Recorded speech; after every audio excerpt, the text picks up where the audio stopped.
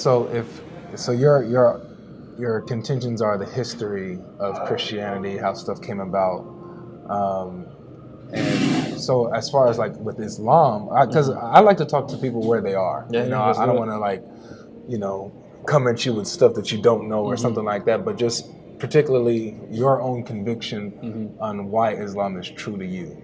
And then we can, I guess, go from there. Yeah, we can do that. Yeah. So, what would you say is the best reason why you say Islam is true? What convinces you? Number one reason would be the Quran itself. Okay. Yeah, the Quran itself. Obviously, the preservation of it, seeing manuscript evidence of it, of not it only being preserved orally, but also through manuscripts. Not only that, but I guess this isn't evidence, right? But I feel like everybody can kind of tie this in. I'm not going to talk about that. I'm not talking about that because it's personal experience. Yeah. I'm not going to tie that in because I'd rather be more evidence based. You know what I mean? Okay, so more objective. So, yeah. Okay, so objectively, you're saying the Quran, it's preservation. Yeah, it's and preservation. that's what. So what do you mean? But when you say preservation, because everybody kind of has a different view. Like obviously with Christians, our view of preservation is as long as the message and theology is consistent in the manuscripts, we're good, even if there's textual variants. For you, what do you mean by preservation? Yeah, I would say everything that you said, but without the textual variants. Okay, Yeah. so no textual variants, word for word, letter for letter, the same. Yeah, not just the manuscripts, but also how it's memorized. Okay, Yeah. All right. Okay, cool. So we could work with that. So have you looked into that in depth? I haven't looked at it as deep as I have in Christianity, but I have looked into it though. Okay, because again, my specialty is more in Christianity. Yeah. In Islam, obviously, I know enough to the point where I converted, but not. Obviously, it's been 1 year as a Muslim, 4 years as a Christian is a lot more time. So you're absolutely right. So have you heard of the different Arabic versions of the Quran, like Warsh, Hafs? I've heard of this claim, but I haven't looked into it. Okay, so what it is they'll say that they're called, and forgive my pronunciation, but Qira'at. That's what they call it, right? They'll say it's different modes of recitation, right? Okay. However, right. So you'll have like 7 canonical readings, right? These are the standard readings that are really authoritative.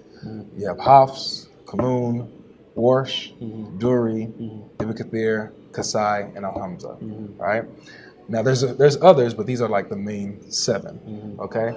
And I would say, to be gracious, for the most part they're the same. However, they do have textual variants in them, and they have textual variants where there are some that change the meaning, like the context of the verse will change depending on what you do. Like, here's one that I bring about, if you seen, but I brought it up to Sheikh Uthman before, or it's the easiest one that I know. But there's one in the Hafs Quran, or which is the normal Quran that most people use, in chapter 37, verse 12, it'll say, where Allah speaking to Muhammad, that you were surprised when the disbelievers mocked, right? You wondered why they mocked, right? In the Hamza version of the Quran, and these are all Arabic, it's not English, it's Arabic. Yeah. It's Allah saying, I was surprised while they mocked, or I wondered, right? Now, some will say, well, that's not a contradiction, Muhammad was surprised while they mocked. Allah was, wondering or surprised, not in a sense that he doesn't know, but just it's figure of speech or whatever, right? Which is cool. I don't mind however they interpret that. However, that changes, right? You have Muhammad who's the one who's being surprised, then Allah's the one. That changes the meaning of the entire context, right? So you have these type of differences in there. Now, I know you said you haven't looked into that, but yeah, I mean, I'm more than happy to look into it and then get back to you as soon as I can. So that's not an issue, Good. Any claim people want to bring to me, I'm more than willing to look at it. Perfect. The same way that people will tell me like I'm closed-minded. It's like I was open-minded to the point where I changed my entire religion that I practiced for 4 years. And I Thanks, man. If you watch, thank you, bro. And if you watch the video too of when me and him spoke to each other, he got himself a tea. I know, right? He gave me the toilet water. But he got exactly. It always says like that. What is this? This is crazy. You want something? You good? Man, I'm telling you. Man. Nah, I'm okay. Thank you, bro. Yeah, I'm good. We're all right. Thanks, man. But basically, like when me and him spoke, I kind of talked about that, about how like I wasn't born into the religion. So my parents are Mexican and they're Catholic just by title because that's the culture. Yeah. But they don't take it serious. And so I found it on my own when I was 19, and I ended up accepting Christianity when I was 19, all the way up till I was 23. Yep. 22. Sorry, 18 to 22, and so or like right before I turned 19.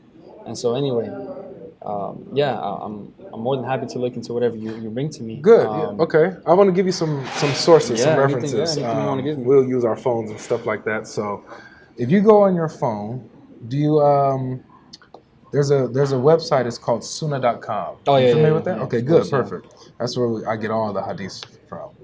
And so, because if we're talking about preservation of the Quran in the sense that has no letter, no dot, everything exactly the same, bro, I'm telling you right now, there's so much stuff when it comes to the Quran that shows that there were variants and that even people disagreed on certain readings and whatever. I'll show you. I'll just show you this. So one, I'll show you that Aisha talks about some verses that were in the Quran, and they're not in the Quran today. Okay, so if you go to Sunnah.com, well, I'll pull it up to myself. So let me see.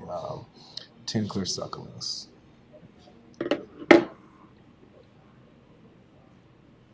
Okay. All right. Okay. So here's the hadith. So it's Sahih Muslim 1452a. Okay, it says Aisha, Allah be pleased with her, reported that it had been revealed in the Holy Quran 10 clear sucklings that make the marriage unlawful. Then it was abrogated and substituted by five sucklings. And Allah's apostle, may peace be upon him, died, and it was before that time found in the Holy Quran and recited by the Muslims. So, you're familiar with abrogation, what that is? Not really. Okay, so in the Quran, it says this in chapter 2, verse, is that 106? Life? Abrogation? Is it 2106? I believe so. I think it's 106. We do not abrogate a verse or cause it to be forgotten, except that we bring forth one better than it or similar to it. Do you not know that Allah is over all things competent? So what it's saying is that verses don't get forgotten or deleted. It's just that Allah replaces it with something that's similar to it or something that's better than it. All right? And so when it says here that, so at first there were 10 clear sucklings that make a marriage unlawful in the Quran, it got abrogated to 5. So it got changed to 5, right? But then at that time, when Muhammad died, it was in the Quran. They used to read it and everything. It's not in the Quran today, right? And so you have examples like this where it talks about what used to be in the Quran in their time, what they used to read and stuff like that, and it doesn't exist today. And no Quran that you pick up, it doesn't exist. It's not even anyone's oral transmission, Yeah. Well, So, again, I mean, I'll look into this. I wanna look at everything from both angles. You know what I mean? Yeah, and absolutely. get an answer. As soon as I get an answer, whether it's an answer that I like or don't like, I'll let you know. For sure. Yeah, I can't wait to hear. I'm here to. Yeah, so don't. I want you to remember this. So if we, he has your number and everything. Yeah, he has my number. Okay, perfect. So I'll send you the hadith to give to him, so he can take it to his imam or ask people about it, or however he does his research. Okay. So in light of this, let me ask you this: if you found that the Quran did have these textual variants, that yes, indeed, these were the Qurans did have variants in them, what would that mean for you as a Muslim and to your faith then? So if it had textual variants in the manuscripts, that would not shake my faith too much.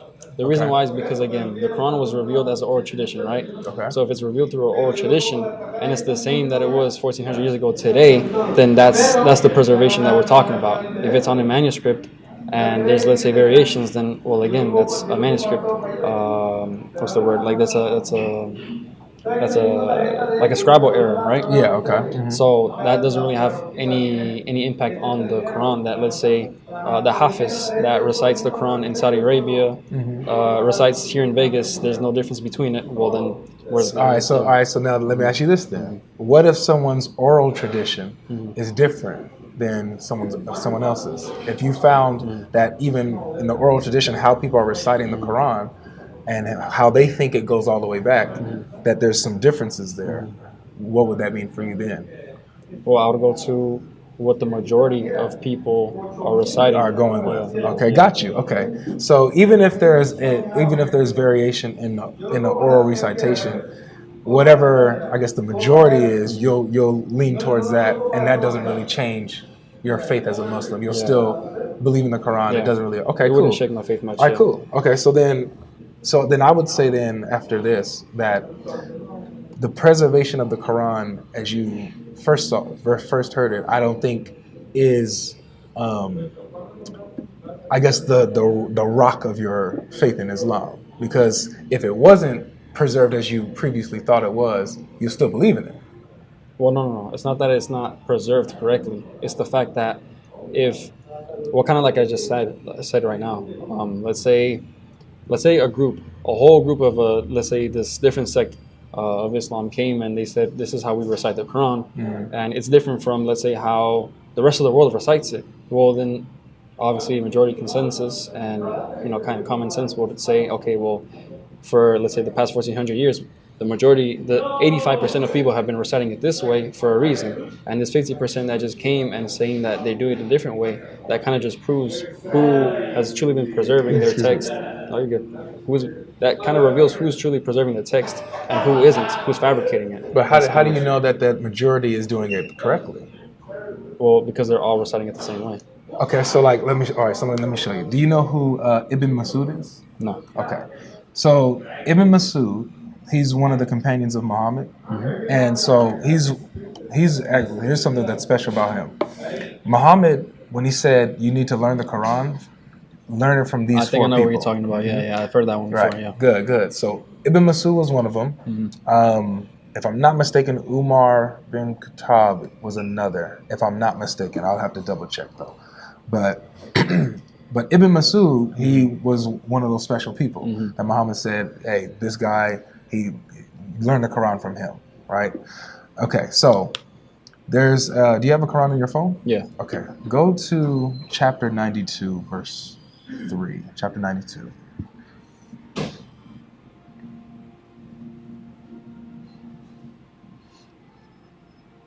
Chapter 92, verse 3. Okay. So what does it say for you? Sorry. Wrong chapter? Yeah. Come on, man. Let's see. It says, and by the one who created male and female. By the one who created male and female. Okay. All right. So by the one who created male and female. Good. All right. So this is Sahih Bukhari 49. What is that? Oh, cool. Let me actually go to the website. All right, here we go. So Sahih Bukhari 4944. Okay. Let's keep that open. So it says, narrated Ibrahim. The companions of Abdullah bin Masud came to Abu Darda, and before they arrived at his home, he looked for them and found them. Then he asked them, who among you can recite the Quran as Abdullah recites it? Talking about Ibn Masud. They replied, all of us. So these are people who follow his recitation, right? And, he asked, who among you knows it by heart? They pointed at Al-Qama. Then he asked Al-Qama, how did you hear Abdullah bin Masud reciting Surah Al-Layl, the night? Al-Qama recited, so that's chapter 92, verse 3. By the male and the female. Abu Darda said, I testify that I heard me the Prophet, or that's a textual. I heard the Prophet reciting it likewise. But these people want me to recite it, and by him who created male and female. But by Allah, I will not follow them. Right? So Ibn Masud didn't recite it like this, how even majority of the Muslim world has it recited. Ibn Masud and them, and even this guy, Abu Darda, they recited it by the male and the female, not by him who created the male and the female, or by the one who created the male and female. So that's out. So then, how would you know then that which is correct? Because if majority is reciting it this way, but Ibn Masud and his followers were reciting it another way, and Muhammad pointed to him and said, "You need to learn from him." How do we then reconcile this? With this type of different oral transmission. So what I'm saying is that I get that majority can have that influence. You would think, okay, if the majority is doing it this way, then they're with the tradition. They kept it going. But when we go deeper into it, before this majority that we've seen, that's not how they recited it. They're reciting it differently. And obviously there's not just thousands, but tens of thousands of hadiths, right? Yeah, and so I've read probably a couple hundred. Definitely. Already? Definitely, yeah. Only in a year? Yeah. That's pretty solid. But what's it called? I mean, I could do better, trust me. But what's it called? I obviously haven't read all of them, right? That would take forever, and also to study and really grasp what the meaning is behind it. Yeah. But I can guarantee, I will look into this. I'll tell you what answer I can come up with. Yeah. Because obviously, it's I wanna read it, and also I wanna read it in the Arabic. I only know a little bit of Arabic, so I'm trying to learn. By the end of this year, I'm trying to be fluent. You want to understand the source. Yeah, absolutely. I have no issue with getting back to you as soon as I can with an answer. Yeah, I just wanted to show you this. I mean, I'm open-minded, so I'm not gonna close off and be like, God bless you, bro. Yeah, so that's I'm just the point of this is to highlight. Remember, because I'm talking about what convicts you, right? That Islam is the truth, and so with working with your framework, it's about the preservation of the Quran, either textually or orally. If there's textual variance, that's fine because there's oral transmission. Well, if there's variance in the oral transmission, then can you still have faith in the Quran as the same way that you do? And so that's just something to think about. No, yeah, absolutely. I mean, again, I don't have the answer at the top of my head for this question, so I would love to look into it and get back to you as soon as I can. Whether it's an answer that I like or don't, like I said, again, I'm not gonna lie to myself, right? Yeah. So I'm willing to do that. So what else is there? When it comes to why I believe in this, there's a lot. I just don't know if some of the reason. Okay, for example, I think the theology makes the most sense. The theology. Yeah. Okay. So obviously, I had a issue at the end of my Orthodox walk as an Orthodox Christian with the theology of Christianity, right? Specifically Orthodox Christianity. Because I'm not sure if you looked into it. You know about Orthodoxy or not? I'm looking into it myself. So it gets deep. Yeah, it gets deep. You'll spiral out of control when you look into it, especially the theology itself. So, but I guess to stick to Islam, that would be one of my biggest points too, is the theology itself. What was it about the theology of Christianity? Because I already asked you about Islam. Yeah, of course. I don't mind talking about Christianity. What was it that you were like, this doesn't make any sense. This isn't logical. This isn't even trying to understand substance. I would say one of the biggest things is trying to understand the hypostatic union. I mean, look at Eastern Orthodox, right? The Eastern Orthodox Christians believe in diaphysitism, right? They believe in what? Diaphysitism. What is that? So, in Eastern Orthodoxy is different from Oriental Orthodoxy. They're both Orthodox, but Eastern Orthodoxy, for example, this is the reason that they split. They split during the Fourth Ecumenical Council. So, Eastern Orthodox Christians believe that Jesus is made of one nature. Of two natures, of divine and human, and that makes up his two natures. The Oriental Orthodox Christians believe that Jesus is made of one nature, but that one nature consists of human and divine. So in a way, there's been a very long debate of are they saying the same thing or not? And both sides say we're not. Sometimes they'll say we are, but there was a language barrier between us. Okay. But at the end of the day, trying to understand the person of Christ to me is very difficult, and it's also very important though, because obviously this comes down to very deep theology, right? Like what happened on the cross, right? Yep. So who died? What part of Jesus died? Did Jesus die at all? Did he feel any pain? This and that. It gets very deep. And so, for example, for me, trying to understand the divinity of Christ was something that just I can never ever wrap my head around. The more I try to understand it, the more confused I left. And I noticed that the more I try to convince somebody else that this was true, the more confused they would be too. And yeah, I don't know if you really want me to like kind of have the same conversation with me and him, because we kind of already had that long conversation. Y'all did the hypostatic union? A little bit, yeah, a little bit. Oh, Not as deep as we are right now, but okay. Yeah. For example, that itself. So like, I don't know. I guess what would you tell me what happened on the cross? So What happened to Jesus? I hold the view that he has two natures. So Okay. I don't believe that he had one nature that's mixed in with divine and human. Yeah. I don't hold that at all. But yeah, that he had these are two natures that are united in the person of Christ. And so if you're talking about what happens on the cross, the pain he's suffering, crying out, my God, why have you forsaken me, to the Father, I believe that is him taking on the suffering, the grief, the despair that comes with the sin that he's carrying of the world, right? And he's truly feeling that. But and as he's truly feeling that, he dies all according to his flesh. Obviously, the divine nature can't cease. It can't stop. It can't, become a corpse. It doesn't have a body. So he dies pertaining to his human nature. Feels that despair, that anguish, the pain, physical pain according to his human nature. So, okay. Obviously, I've heard different answers before, right? Especially in Orthodoxy. Okay. But I would say another. I'm trying to think. I'm trying to like have a different conversation from what me and him had, because we had a very similar conversation for like half an hour. Yeah. If you. Oh yeah, we can talk about that. Okay, cool. So then previous scriptures and stuff like that. All right. So then as a Muslim now, do you hold the view that the Bible is like corrupted, changed, distorted, and untrustworthy? Yeah, not all of it, but not all of it. A big portion of it, yeah. Okay. So this is where the dilemma comes in that we usually bring up with the Muslims, is because, and I don't know how much of my stuff you've seen, but I bring this up all the time. I'm pretty sure I know what you're going to say right now about how the Quran talks about go to the Injil and the Torah. Yeah. Okay. So I mean, I'm pretty sure maybe you've heard this answer a lot of times, but I guess I'd like to hear your answer to it too as well. That the fact that obviously Injil doesn't mean Bible, it means gospel, right?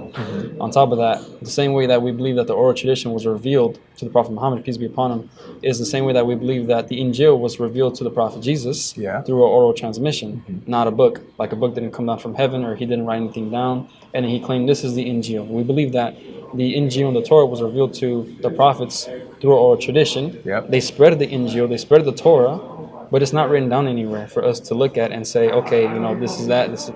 All right. So go and open up chapter 7, verse 157 in the Quran.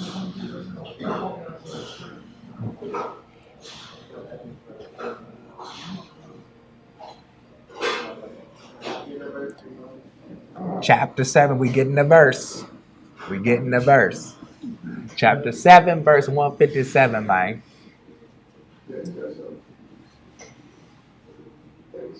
Okay. All right, they are the ones who follow the messenger, the unlettered prophet, whose description they find in their Torah and Gospel.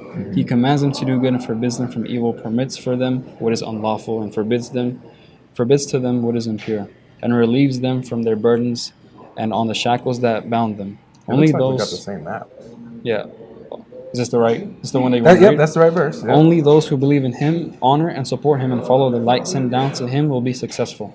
Good. Now, there's the reason why I brought you there specifically is because you see where it says that his description is found in there? Yeah.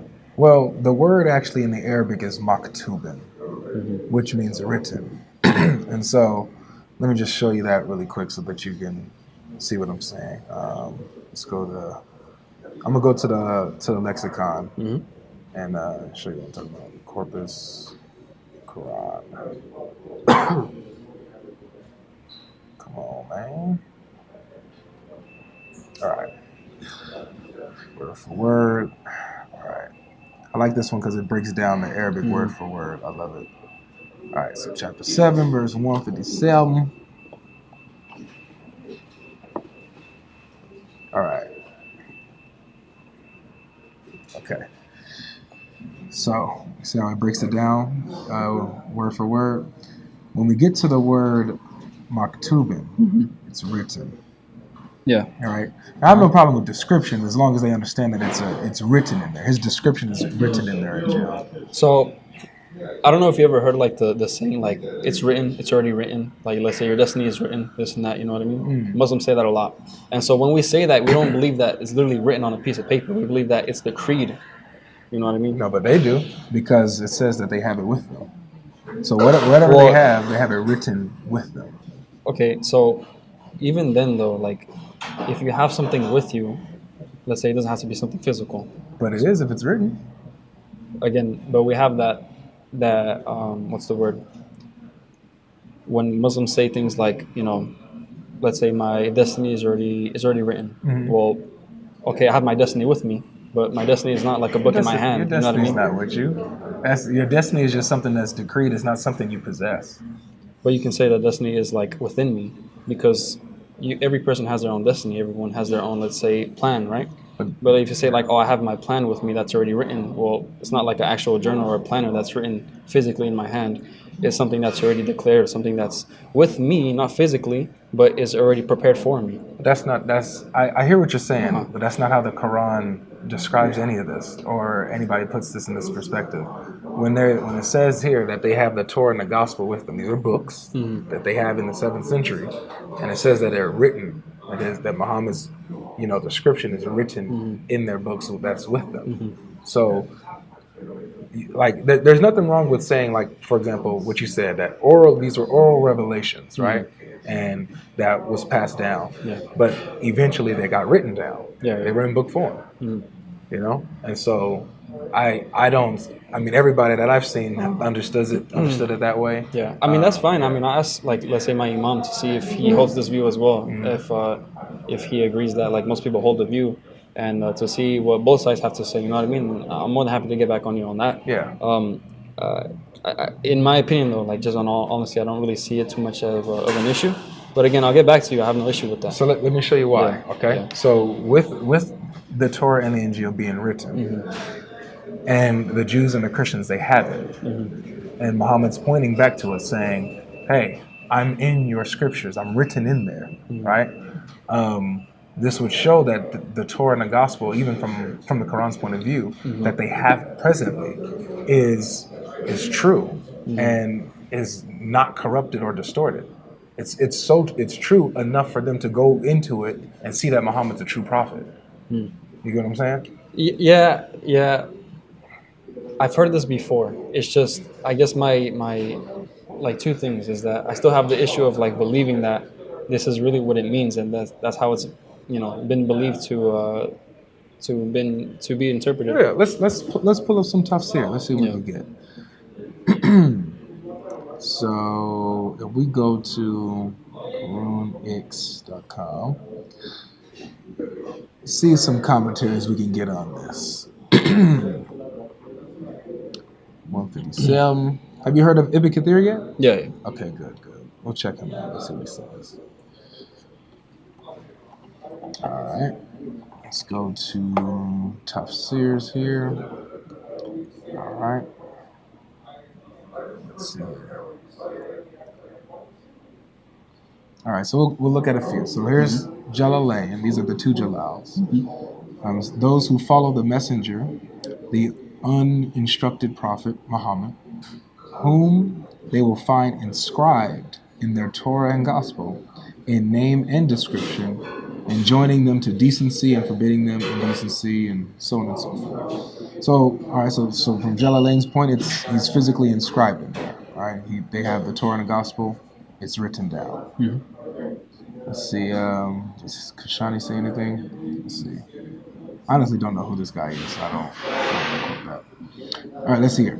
Those who follow the unlettered prophet and can neither read nor write. This is Ibn Kathir. Whom they find written with them in the Torah and the Injil. This is the description of Prophet Muhammad in the books of the prophets. They delivered the good news of his advent to their nations and commanded them to follow him. His descriptions were still apparent in their books, as the rabbis and priests well know.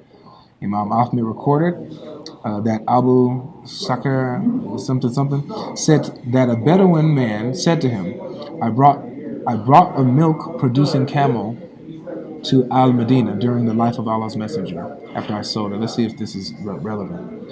Yada, yada, yada. I'm not sure. Yeah, it's not relevant. Yeah, I think what you brought... Oh, here it is. Here it is. Yeah.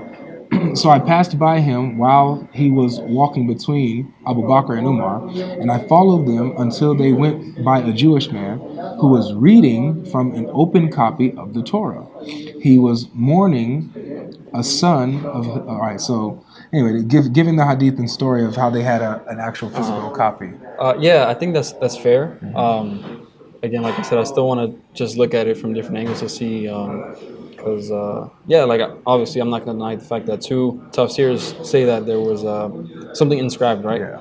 I'm not a tafsir knowledgeable scholar or anything like that, right? So I want to see, like, let's say things like on how trustworthy they are, how strong, if they're like upheld in the community, and even if they are, then I have no issue with accepting that. I guess my question to that would be, I have trouble believing the fact. I guess I have trouble believing it itself. The fact that, let's say, the Bible, the New Testament specifically, is not really corrupted, but that there wasn't some type of what's the word?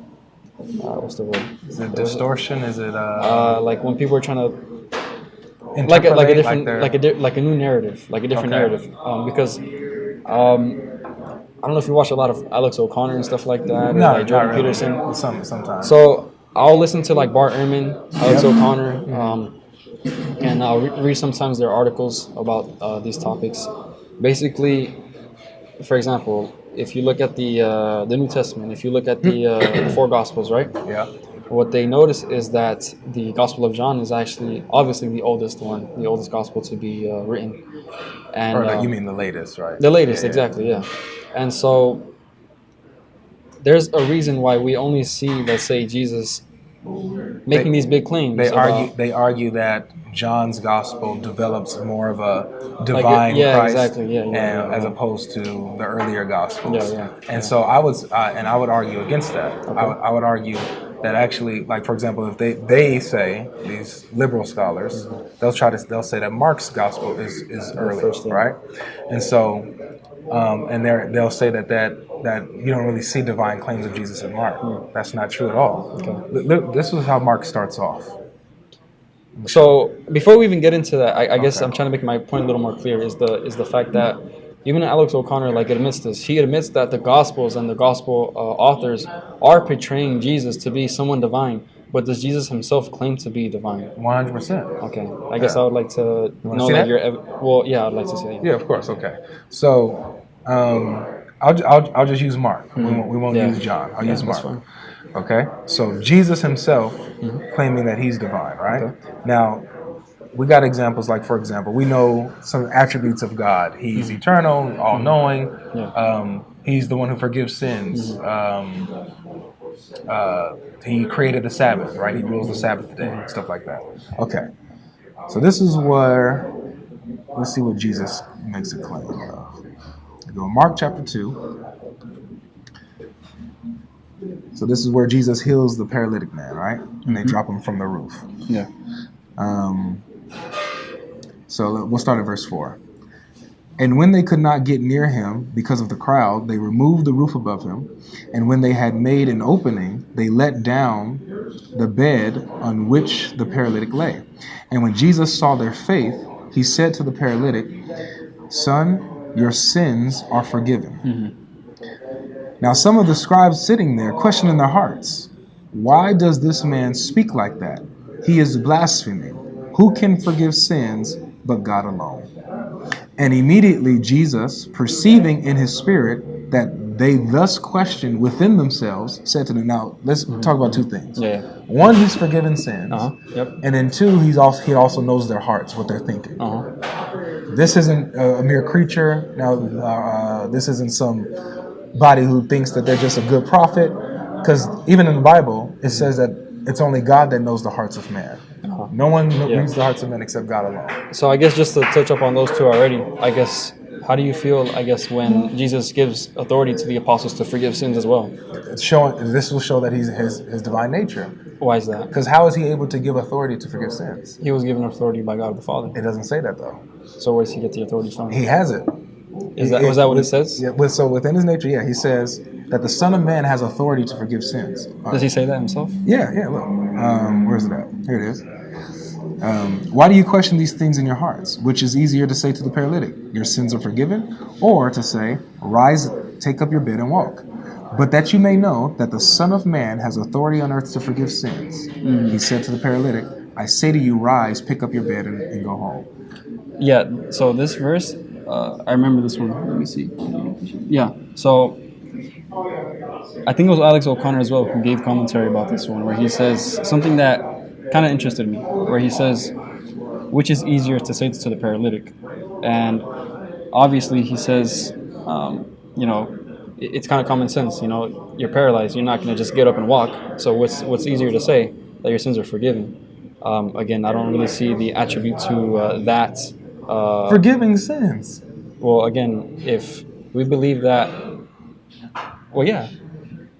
Forgiving sins. Yeah, I mean, only God could do that. So what happens during the 12 apostles when they forgive sins as well? Again, so he says whatever they bind on earth, it will be bound in heaven. So it's being done through Jesus Christ. It's by his authority that they're forgiving sins, or sins are being forgiven. But even the authority that he has, like, where is the connection between him and God the Father in that? Well, remember, as he says, the Son of Man has this authority. So within himself, he has this authority. But that you may know that the Son of Man has authority on earth to forgive sins. Mm-hmm. So authority on earth to forgive sins. Yeah, he's here and he can forgive sins. Okay. This isn't something that he says that God gave me this ability to do, or the Father gave me this authority to do this. No. He says the Son of Man has this authority. Yeah, but at the same time, if he doesn't clarify where that authority is coming from, and if he doesn't say, so, like, what do you make of that? Brother, I don't really understand what you're saying. The authority is his. It's not that it's coming from by virtue of him being the Son of Man, being God. But those two you're attributing, though. Like, he doesn't really say that, though. Like, me being God's son, or me being part of God is the reason why I can forgive sins. He's saying him being the Son of Man. Being the Son of Man, he has the So authority. does that mean that he's God? Absolutely. So when he says, but that you may know that the Son of Man, that's already attributing that he is God. Yes, because the Son of Man is a divine figure. When he's claiming to be the Son of Man, look. When he's claiming to be the Son of Man is, watch. So we'll go to Mark.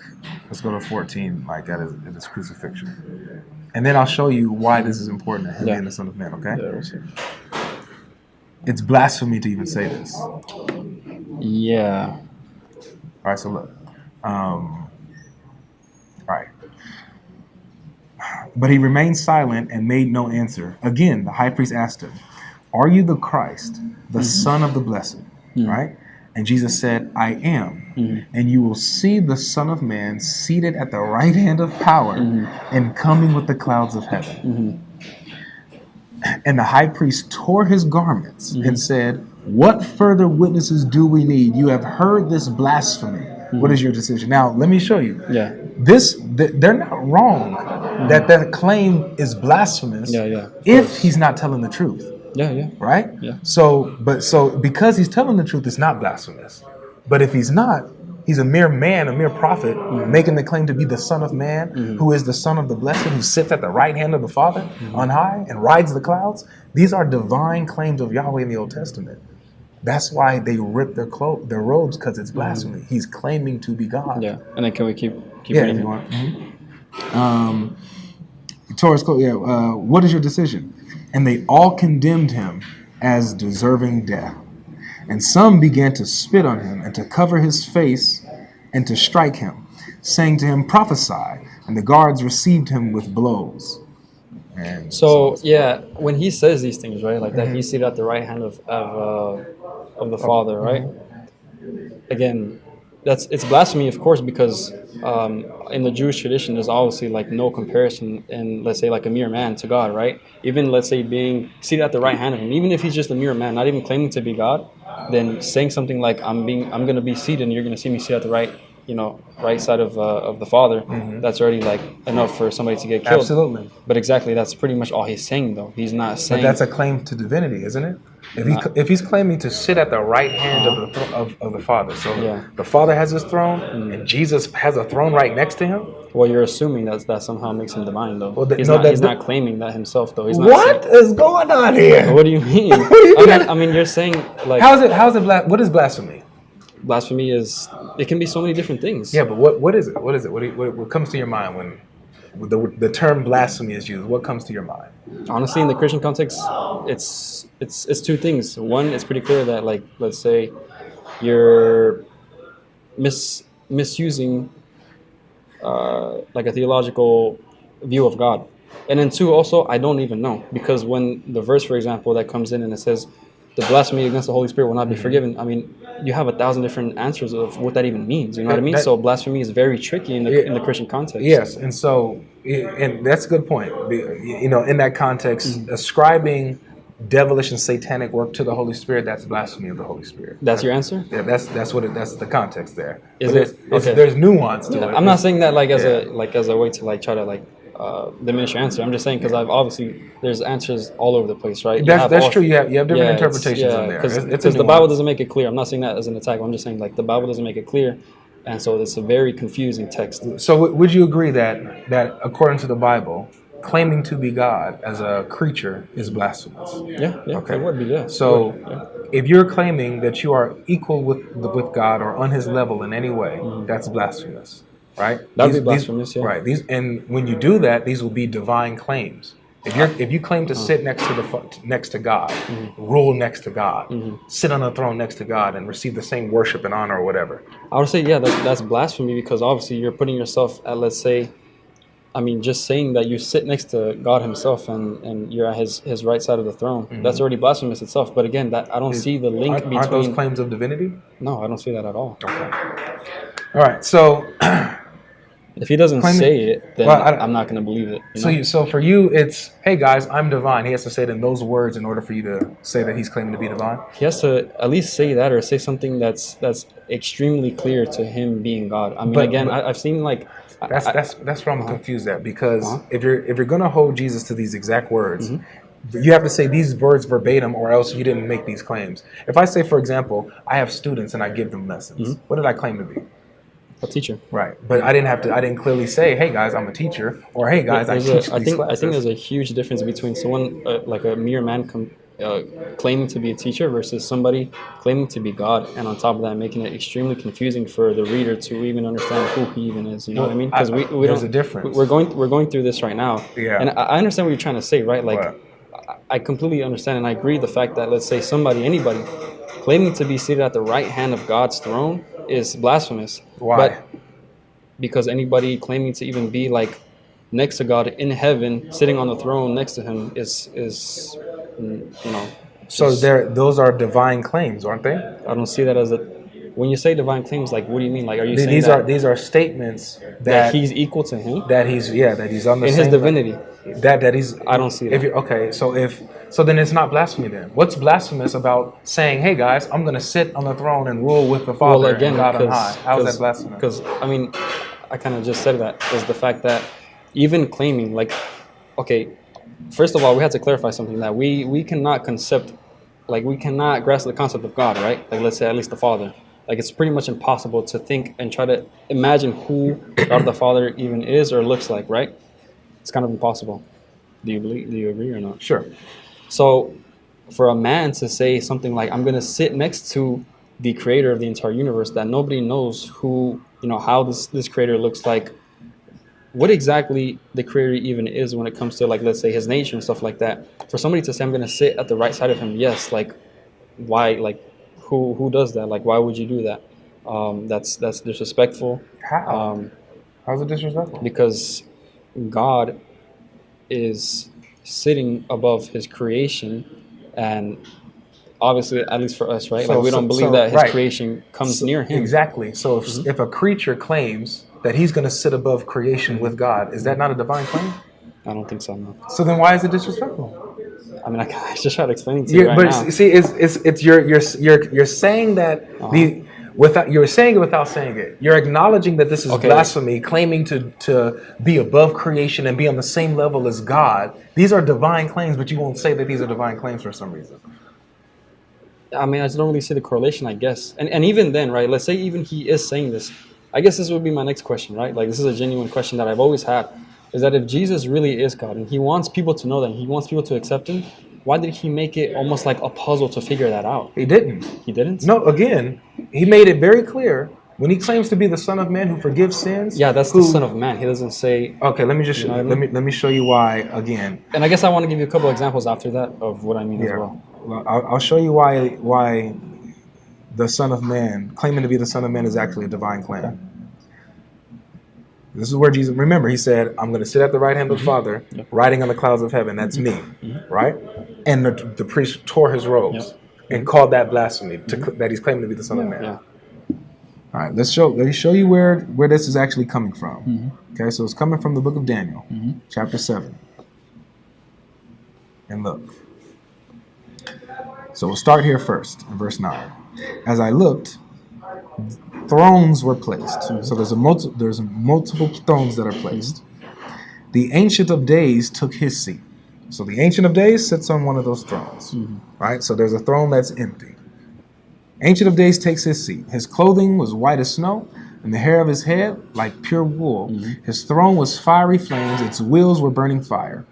A stream of fire issued and came out from before him, and 1,000 thousands served him, and 10,000s times 10,000 stood before him. The court sat in judgment, and the books were opened. Who do you think the Ancient of Days is?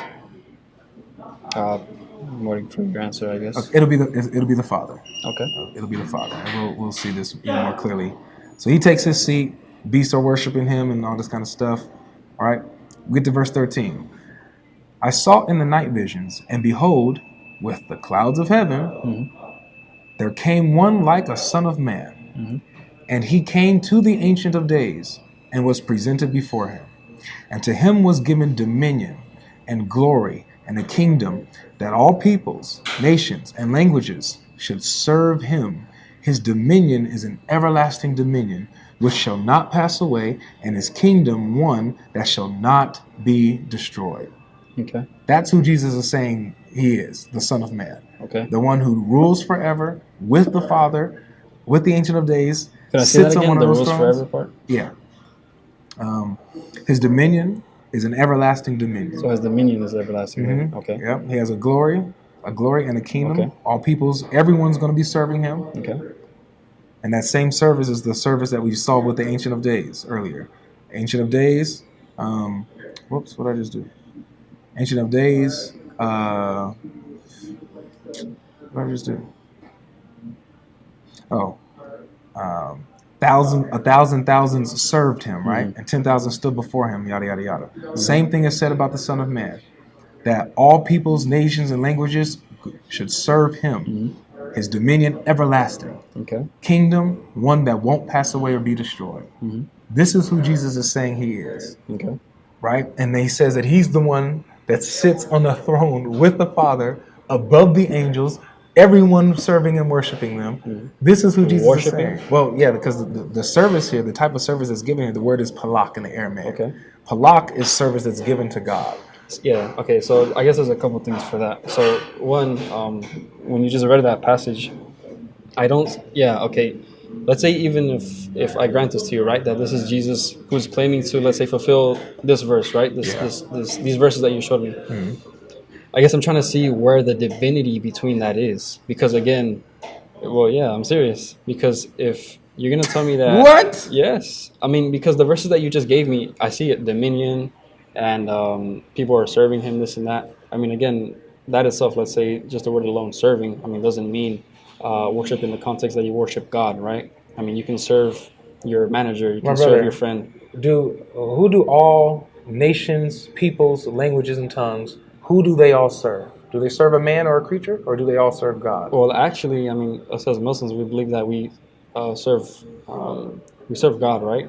But through that, he also has his own servant, Muhammad, who, to this day, every single person should be serving. You serve Muhammad? not serve in the context of, let's say, I'm doing 5 daily prayers to him, but I am keeping his sunnah. Does and Muhammad I'm have practicing. dominion over you, and do you serve him as one who has dominion over you? Muhammad has, as a prophet, authority over me to give things like fatwas, to give me guidance in my life as a human being, like he Well, was. he's telling you what God said. This is God's authority that he's communicating with you, not his own, right? I'm sorry? This is so Muhammad is communicating to you God's authority, not his own, right? Yeah, but Muhammad as a prophet and also as the main center of Islam has an authority over me and all Muslims in a In way which way? as to how to live. Okay, but are you serving him or in how you live, or are you serving God in how you live? I'm serving God through the Through the teachings of Muhammad, yeah. right? So you're not serving Muhammad, you're serving God. Yeah, we're serving God. Yeah. Here, you're not just serving the Ancient of Days, you're serving the Son of Man. Mm-hmm. So that's the difference. Yeah, I can see what you're saying. That's the difference, brother. I mean, yeah, I can see what you're saying, but I So guess how is this not divine? I mean, I'm down to look into it. I'm down to look into it a little more again. Beautiful. I've studied the New Testament twice, but Yeah. read it twice. The Old Testament, obviously, is a huge book, and I've read books of it, but I haven't finished it. Now- but that verse itself, I just want to touch a little more on it. I mean, these two comparisons. When I asked you earlier about if God or if Jesus makes it clear, even then, let's say I grant this to you, right? That he is fulfilling this, and somehow this claims for him to be divine. Yeah. Again, I still don't see how this makes anything simple to understand, because again, like I said earlier, it's like you have to put puzzles together. And again, the same way that you showed me a New Testament verse and you hopped all the way back to a very old book in the Old Testament to even put these two together, to even understand who God is a very complicated process to even understand who God is. Well, if look, God is really trying to make things simple. I hear what you're saying, Christian, but you got put it in this perspective as well. In this perspective, look at who the audience is. It's a Jewish audience, right? Yeah, that's right. So when he's talking to Jewish people and it's a Jewish audience, he's going to speak to them. They're going to get it, right? Obviously, for us in the 21st century, the ones who are not familiar with the terms and the theology or whatever, we have to go and look deeper. Well, exactly. That's kind of my issue, is that like if he made that so easy for the group that he was already around and then made it harder for the rest of the billions of people to come afterwards, then we're the ones that are suffering, having to put all these puzzles together and putting New Testament and Old Testament verses together to even make sense of who God even is. Brother, that's not something that is making it hard for us. It's called study. If something is, look, if I look at something and I don't understand what it means necessarily, I'm not from that time, I'm not part of that culture, so I don't know how significant Son of Man is. But Jesus is clearly claiming to be the Son of Man. I see the attributes that come with being the Son of Man, riding on the clouds of heaven, ruling with the Father for forever and eternity, and I see that these religious leaders charge him for blasphemy for saying such a thing. That should charge me to say, why is being the Son of Man so blasphemous? What the heck? Son of Man, what does that mean? And that charge takes me to go look into that. And I see, oh my gosh, this is who the Son of Man is? He's claiming to be God, clearly, when I study. So I guess that's just, again, like a very... Okay, let me ask you a question. Do you believe that you only need the New Testament to be saved? That I only need the New Testament? I believe that I need Jesus to be saved, not necessarily the New Testament. Before there was a New Testament. Well, exactly. I mean, the Jesus only comes into the New Testament, right? No, he's in the Old Testament too. Okay, I get what you're trying to say, but I'm saying like his life and him declaring, who he is and this and that, and people, referencing him by name. Is that only in the New Testament? No, it's not. No, so we get Isaiah 53 that breaks down exactly, right? Like the fifth gospel. Yeah, so all this stuff, right? No, I understand that, but I'm just saying, like, okay, the point I'm trying to make is that, not really a true question, but it's just like a point that I'm trying to make clear, is that, for example, when I was at my last job, I met a woman who told me, because I was Orthodox Christian at that time, right? And I told her that I was Orthodox Christian, and she told me that her daughter recently got her hands on the Bible and she started reading it. and she was reading the New Testament specifically. She started with the Gospels, and she would go to her mom after reading it every single time and say, "Mom, I just don't get it. I just don't get it. It's just so confusing." And I remember at the time, it would scare me so much because I'm like, oh my goodness, bro, like why is it always that when people try to look into the Bible and read it and understand it, they always come out confused. And I actually started getting scared that she was going to leave the faith because of that. I'm not sure what ended up happening with her, but this is just kind of my point, is that if you only read the New Testament itself and you don't read the Old Testament, you don't have that context, then you really aren't going to be able to put pieces together to understand, let's say, what you tried to show me, because you have to put two and two together. You have to read the Old Testament, and you have to go back to these verses to put this verse together and then connect it to make something make sense. You know what I mean? It's very difficult. It's very complicated. So if a Christian were to, let's say, read a New Testament and that's it for the rest of life, they never even knew about the Old Testament, right? Would they even be saved? Would they even understand who Jesus is, who is trying to portray let me respond to that. So, one, to be saved, all we need is the gospel of Jesus. That's all we need, right?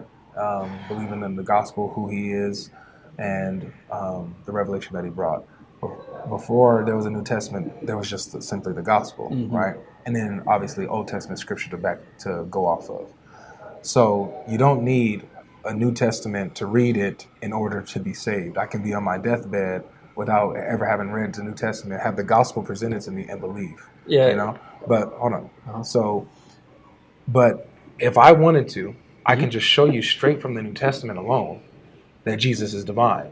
Like I only did that to highlight, because you didn't know what Son of Man was. I did. Well, I mean, I kind of do, because I mean, you also see like different people being called that as well, right? So like you see like, who is it? David being called the Son of Man as well. Yeah, a lot. I think it's Ezekiel actually. Yeah. Ezekiel's called a Son of Man. That's kind of what I mean. It's like. But there's a difference between a Son of Man in a general sense, meaning humanity, and the Son of Man, who is prophesied in Daniel. I'm going to try to get back to you as soon as I can with which verse I'm thinking about, but I swear I remember. I could probably help. What do you think? What are you talking about? I think it was David. Something about like God calling David the Son of Man, or him calling himself the Son of Man, but not in the way where he's just talking about his father, like being a son of a father. You know what I mean? Yeah, no, I swear it was somebody else. It's not David, but it's Ezekiel. So like, Ezekiel. I guess what's the answer to like, what's the correlation there? Like if he's not talking about himself as a son of man in the context of being the son of a mere human man, there is no verse where anyone else is identified as a son of man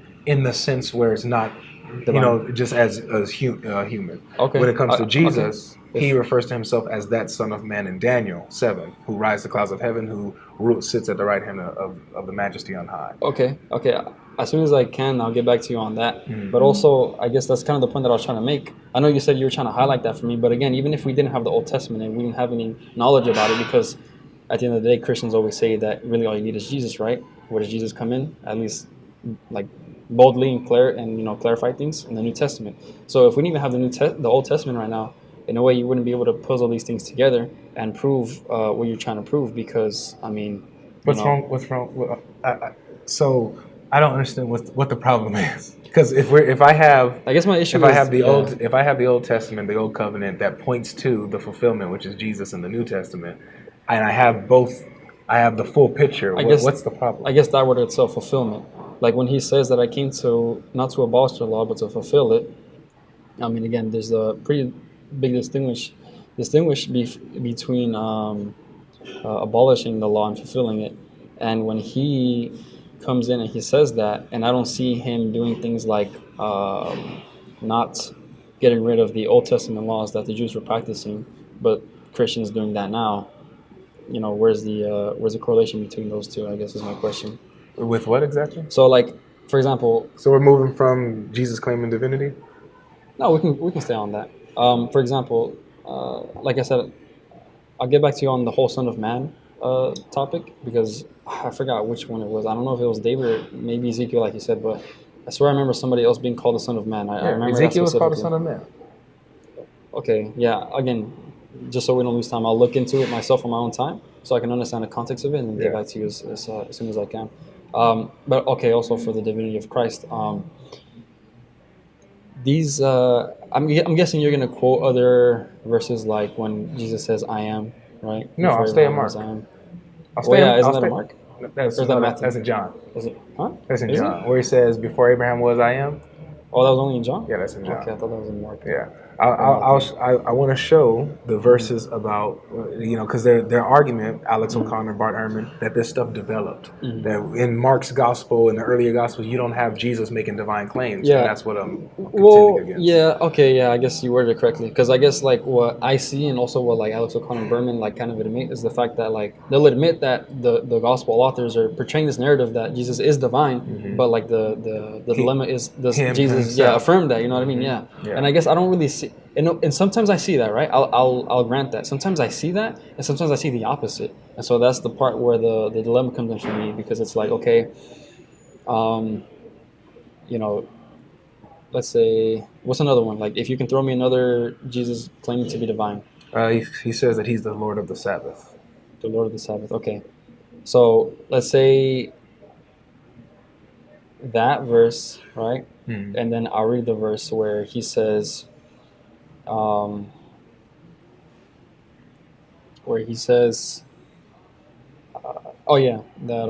pretty sure you heard this one before. I'm trying to think of it. Bet you it's going to be in John. No, it probably won't be in John. No. Because I was actually doing like my studies in the three Gospels itself too.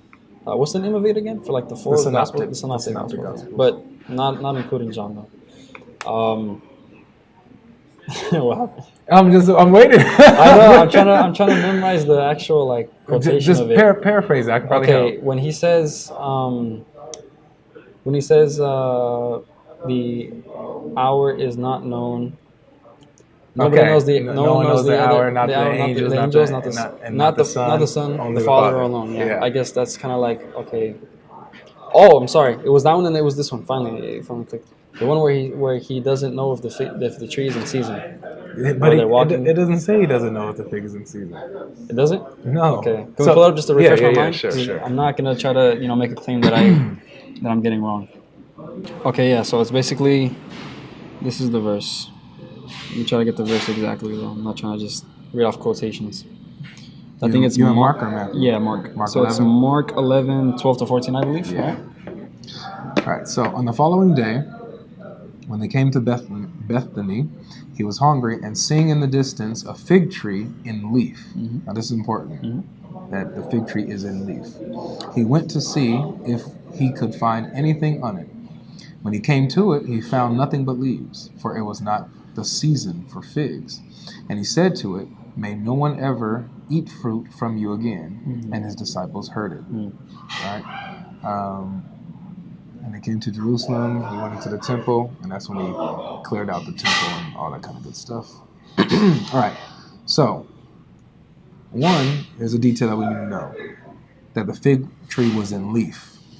Now, what's the point of mentioning that? Because when fig trees bear their leaves, that shows that they are in an early season to bear what is called breaker fruit. So they have early fruit even before they're in the season of figs, right? And so if the fig tree is showing leaf, then it's supposed to have some early fruit. It didn't, but it had the appearance that it did. And notice he does this in front of his disciples. This is all important because if you go on, he talks about how he's cleansing the temple and all this kind of stuff, dealing with the Pharisees later on, right? This is all an illustration of Israel and the Pharisees, because they're dressed up with the appearance that they bear fruit, with the appearance of godliness, but really they bear no fruit, and they're cursed.